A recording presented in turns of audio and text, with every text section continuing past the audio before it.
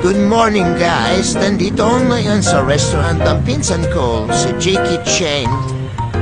Dito po yan sa Barangay Pembo. Ito po ang menu na.